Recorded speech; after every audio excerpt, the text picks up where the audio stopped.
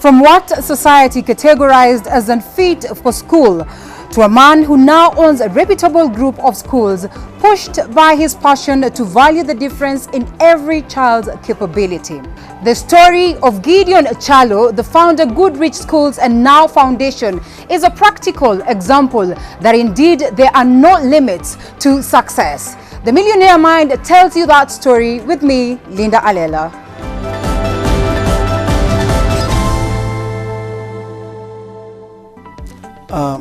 My name is Gedion Kyalo, director and a founder of Goodrich Schools and Now Goodrich Foundation. Gedion Kyalo, as I said in my name, I was born back at Machakos County, Pulia, sometimes back 1974. Now, for my life, I went in primary school, in Pulia Primary School, then Changuli Secondary School, then Kenya Polytechnic. It took me 14 years in primary school, but all that children, my fellow classmates were laughing at me. But all those I finished my college in that level.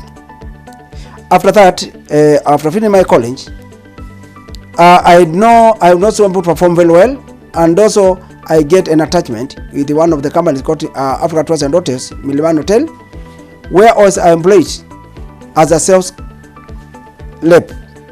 And particular levels, if you are not performing very well academically, you are considered as if you are not worthy. But at Miliman Hotel, I worked there for some time.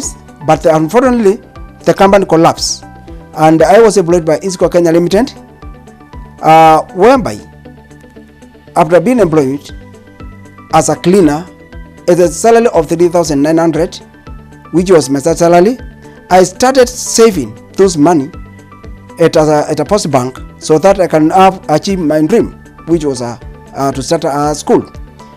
I struggled to save money bit by bit. And also I will stay in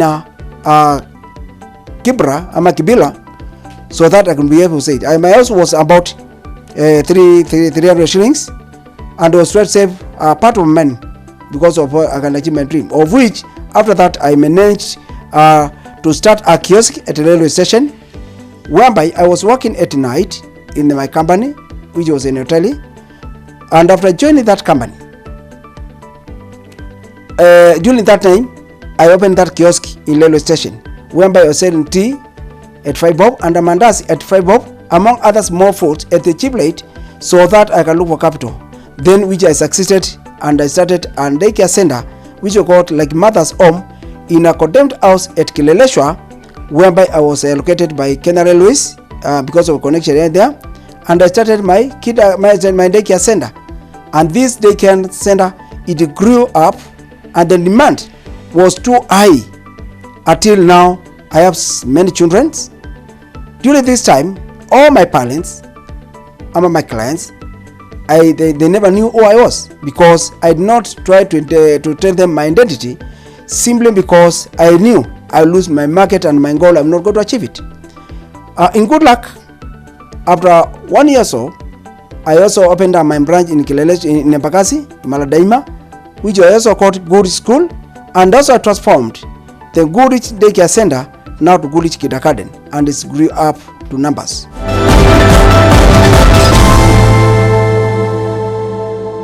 All right, it's time for Business Niche, and I don't want to call you Mr. Gedion because technically in the society, the moment you own a school, you're called Mwalimu. So allow me to call you Mwalimu, right? Yeah. Because we're learning so much, and I think that was a great introduction that has, taken us, or maybe transitioned us to what would be, the next interview process that people will learn from in matters business. And in your very own words, it's a classic example of, transition, of a clear indication that, failure in academics does not guarantee failure in life.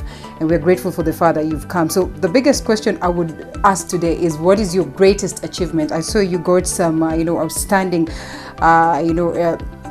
award, that is across the globe, which is something that should be commendable. I think you can tell us something briefly about that and how the experience was and how you felt, at that particular time. My greatest achievement is, the key is, I achieved the goal of starting a school as to become an example and to challenge the teachers who tortured me during my education time. And this has enables me to go to globally recognized as one of the person who has achieved in education.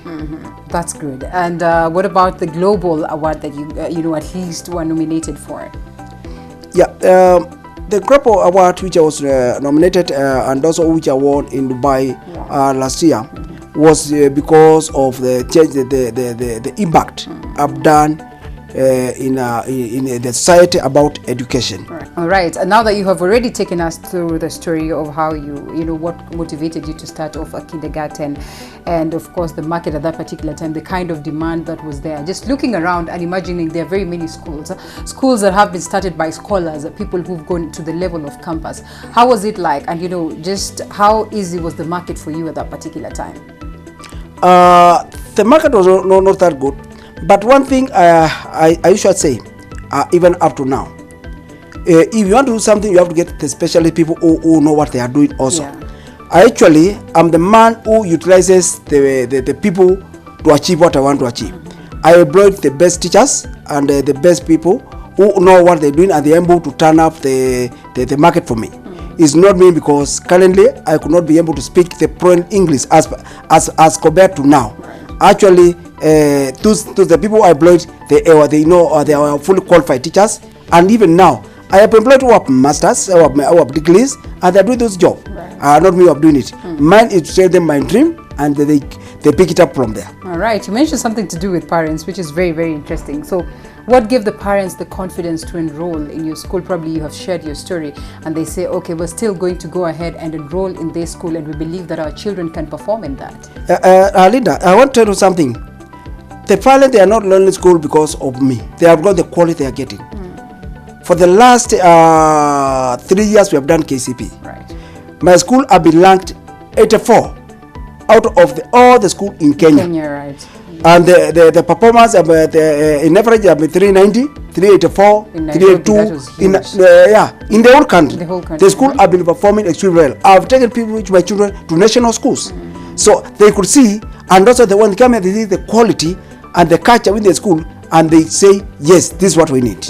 Yes. All right, very important. You mentioned something to do with the support system. Apart from the people that you work with, as outside, just having the people around you to believe in what you're doing, to starting up a school, probably your wife, maybe family and all that. How was it like, and what is the importance of getting this support system from the people who matter to you?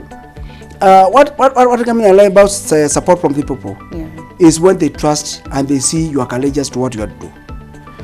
When I wanted to start my first business kiosk, I ended argument with my dad, who was not one for it, but I stood my word. And he told me, my son, I don't listen to you, I'm final. And you're not going to do this. I want you to become a pastor. I want you to become a teacher. You want to do a bread. And he had to look for those jobs for me. But I told him, I need to do a business. And the business I'm going to do is enter with a business. And that's why he also turned down and started supporting me. I have so many friends, because that time I had no capital, but they supported me in material. I ended up one of the Muindi who helped me with so many timber, something to start my kiosk and even the school. And now he's proud because I help him up to date because of his age. Wow. Okay, something that is very important before we even cross to the technical aspect of it. You say that, you have this, very few business people will tell you that they sort of think at some point in time that their business can go down. Many of them will tell you this will stand for the rest of time, even when in reality they see that there are possibilities that this would fall down. So, what would be your advice to any person who's in business and, just keeping them to, at par to remember that, at some point your business can go down? How well would you be ready or braced to deal with such a situation?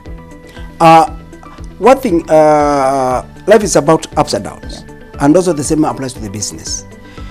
When the business you see is go down, you have to think to look to come with a new method. I think you have seen this most established business, whereby the owners they change their appearance, They start and new market strategies, Yes. and those are the ones I did. Immediately when I saw my business has collapsed, the first thing is that after marrying my wife is to start looking at other people with different techniques. I started distributing brochures on Alva, still campaigning. All right, speaking of which, we'd want to know what is this special thing that you're doing for that child who probably would have been in the same situation that you were in back then? I can assure you, one thing my parents like to me is that we will not reward the best child academically.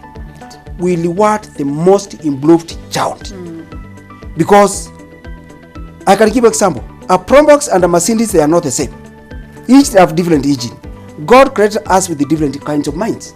So when I say the two cars, they are in the same speed, it's not possible. So you and me, we are different. So we will reward the most improved child. We also look the child with a different talent. Like when we go to all over the school, we have your music center, we have skating, we have swimmers, we have all types of the children. And also we train the other children who we get them to to talk or to confidence. How can you present yourselves? Dressing code, such a things. Simply because all these are different people. We have a big art room, and with a special art room, whereby we train people about drawing and all those things. So in the key is that when we reward the most improved child, even if you are number last, you are 100, and then we improve with a 30 marks, and the number one improve with the 2 marks, the last child we reward that one. We don't reward the one who has improved because generally that's a genius child. Interesting story right there. I'm sure you must have picked so much from this. A clear indication that sometimes greatness is all in your mind. You need to focus and you will definitely achieve what you want. Doesn't really matter the limitations that are right in front of you. You can always surpass them and make the best of life. We cross over to Colleague Talk and then we'll come back with Money Matters.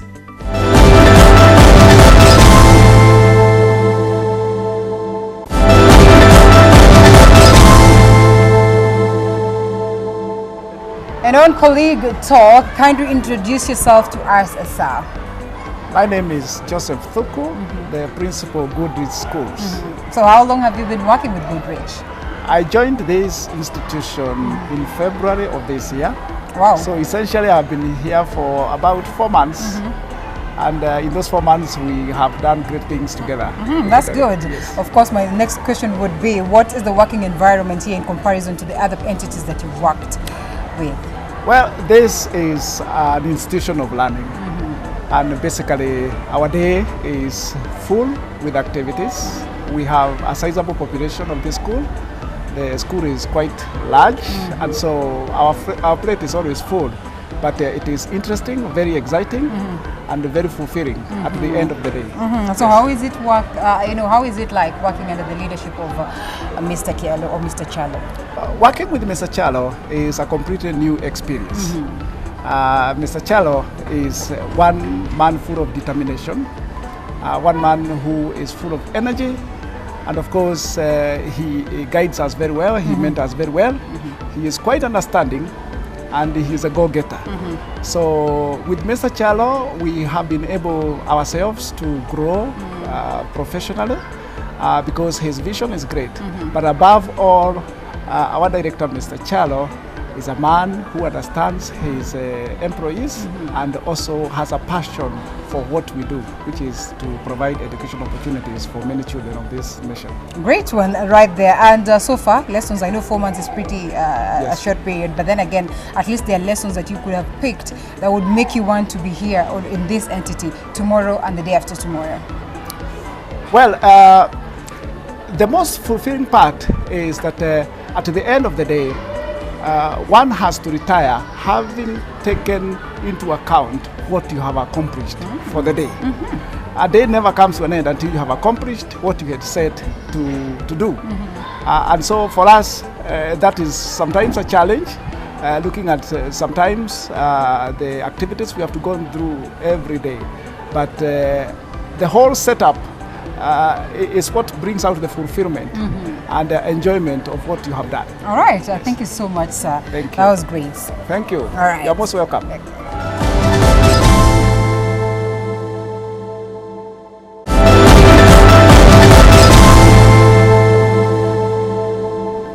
And lastly, we would not go without knowing your future plans for the entity. What is it that you're doing special for the needy and the society at large, and most probably your thrive factor. What keeps you waking up the next day, knowing that tomorrow this is what this is going to be for the society or for the country at large. Thank you, Linda. One thing I want to say about the society. Currently, I've sponsored several children, not in Goodrich, but also in other institutions, different secondary schools, who are helping them. And the children I'm helping, they are not the best academic. I'm not looking at that. I'm looking how that child, him or herself, can jump and change my life the way I did. We don't need the other people from outside the country to reward our teachers. True. No, it's we first. We should motivate them and show them the way forward. That one comes from the teachers who changed my life, and who also I'm also organizing launch of my foundation, which are trying to look the companies to measure together, so that these companies will come and reward the teacher who changed my life before I change others. The second model which I'm coming up is about entrepreneurship. As I told you, Rina, I started my business by selling mandas at 5 bob. Yes. Somebody called Maina, who found me because I never knew what I was doing. He showed me the way how to calculate my profit. And from the mandas of 5 bob, can you imagine owning such a big investment? Is because of how I was sure to do the business. Many slow learners in this country and small entrepreneurs, SMEs, they don't know how to calculate their profit. Right. They mix their profits with their family affairs. And this one now, I started a program where I'm going and go to all the county in the market and organize a seminar to train these people how to calculate their profit, how to do their business, how to know the first stock, how to make the profit out of it. And when I train this one, the person who is doing very well by keeping the records and calculating his profit and banking and supporting the government, we are going to rewarding such a client with a certain market. And this one we are aiming to do is across the nation. And I know many children, many people, they are going to change the mentality of entrepreneurship. Wow, good move towards appreciating the people who are outstanding. I remember the word that was given to Peter Tabichi. That's a great move. Still on matters of money, what would be the best move in terms of money, calculating the papers and all that when you want to start up a school? Because there are very many people who have this dream and they would want to know, setting up a property, purchasing the property, acquiring land for a school, like how hectic it can be or how easy it can be. Okay. As for starting the school, I'm in business. Me for start the school, I think it was the easier things for me. One, to start a school does not need for you to invest a lot. This one is just to lend out the building. You start paying the rent. Secondly, what you need is the materials, it's the chairs and the other things, and you employ the right teachers.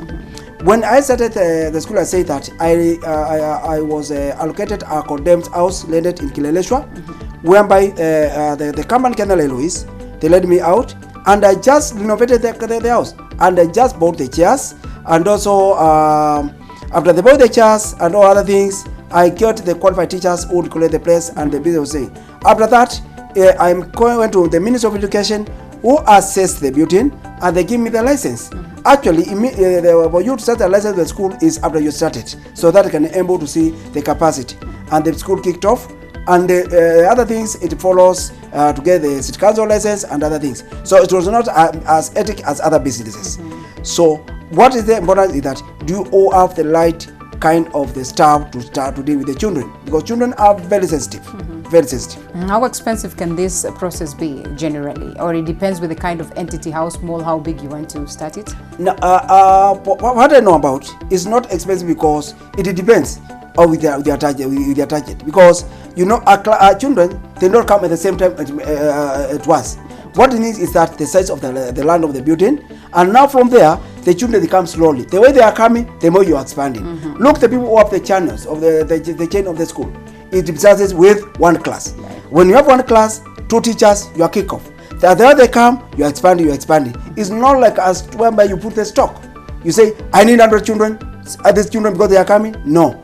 This is whereby it's grow slowly by slowly. And then you find that, like now I have more than 70 classes but I started with 2 classes. Right. So that Yes. means more enrollment, more money. More enrollments, more money, and more employment, because you employ depending on the numbers. Right. Yes. Okay. So, what then would be the balance on matters paper towards, first of all, the question of dealing with the people you've employed in terms of payment and all that, and just balancing the money at large so that you're successful in every bid of ensuring that the school is stable.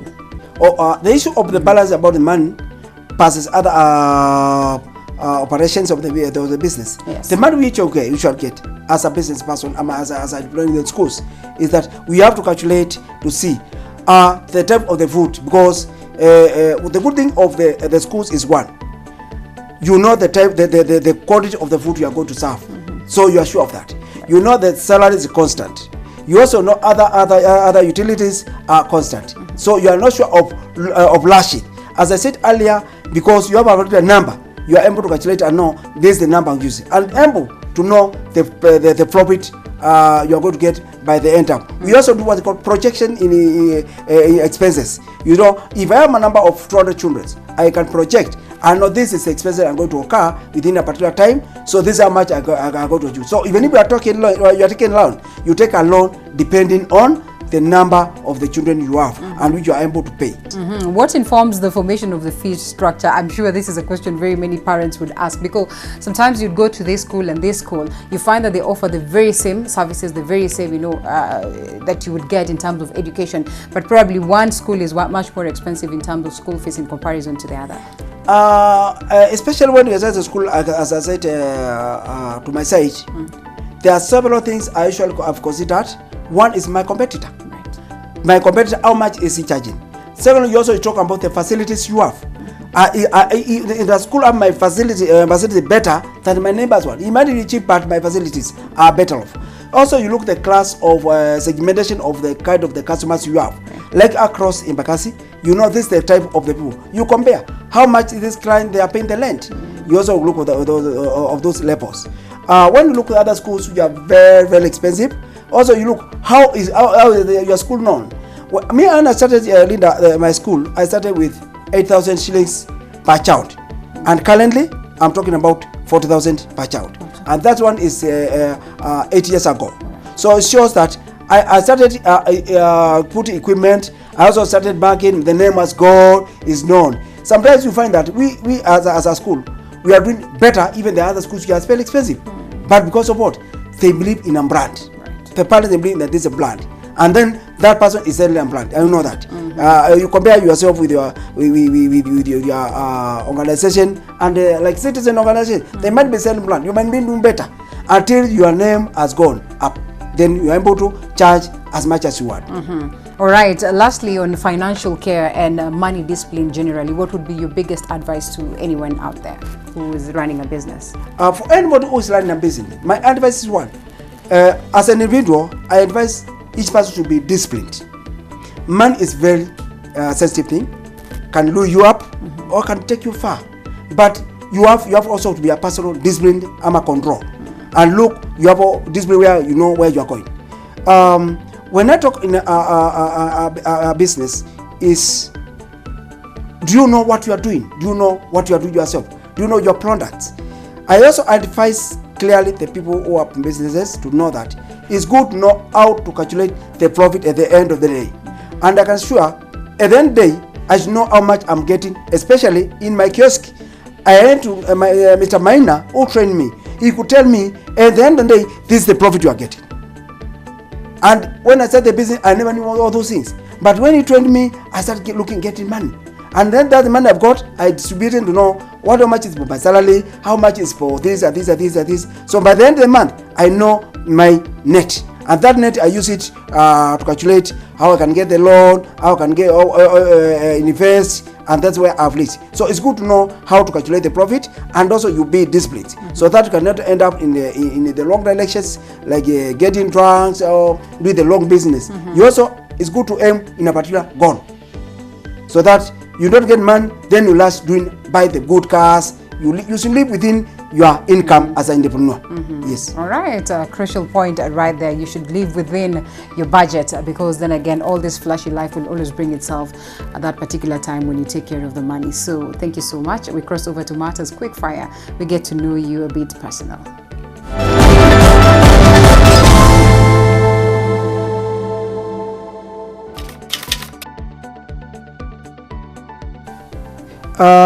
A success is a improvement from a certain level to another level within a particular line you are doing.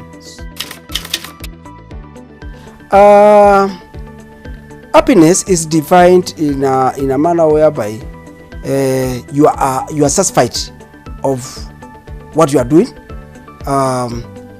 You are enjoying what you are doing, what you intended to do within a particular time. It's food. You cannot live without food. Yes, I can say that, because you have to eat for you to live.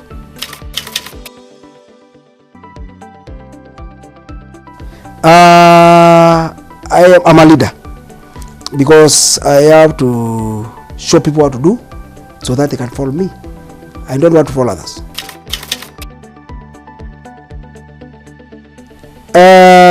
I smile because of the satisfaction I have. Yes, you cannot smile when you're angry.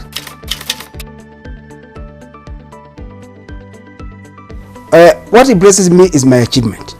What I've achieved is impressing me because I'm the one who have done it. Especially when I challenge the people who have academically gone beyond me, and I challenge them, I feel good. 2 years ago, I was constructing the new block building there. Yeah, that's why it took me at least almost 1 year and a half. I was constructing under constructions.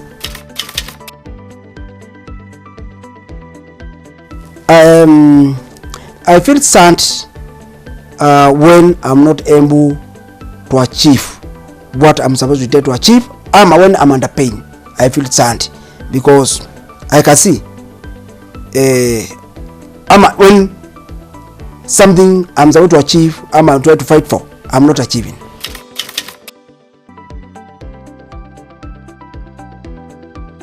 Currently, I'm learning public speaking, which I'm taking the classes so that I can know how to speak, because I'm also training myself the English to speak, because that's a big challenge. I'm not able to talk to my parents, but now I'm training how to talk.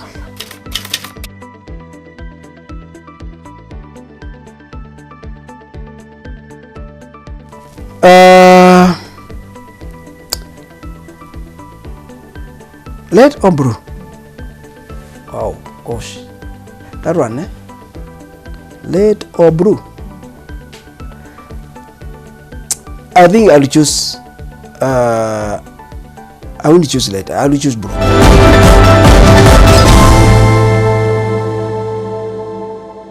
Wow, thank you so much, Mwalimu, for that great story of your journey to success. And I'm sure the sky is the limit. You're still headed there.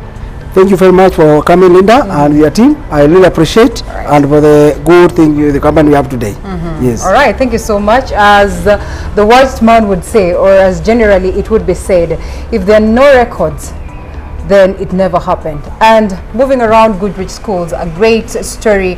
Now Goodrich Foundation, we can see trophies to show, we can see photos to show that indeed great things have happened right there in this entity, and they continue to happen. And equally, a great lesson for you out there who would want to venture into Matters business. You should not have any limits to it, because then again, the sky is always the limit, and it is all in the mind. Remember, greatness, success is all in the mind. You focus, nothing should buy you from attaining what you want. My name is Linda Alela. It was great having you right here on the Millionaire's Mind. We see you again some other time.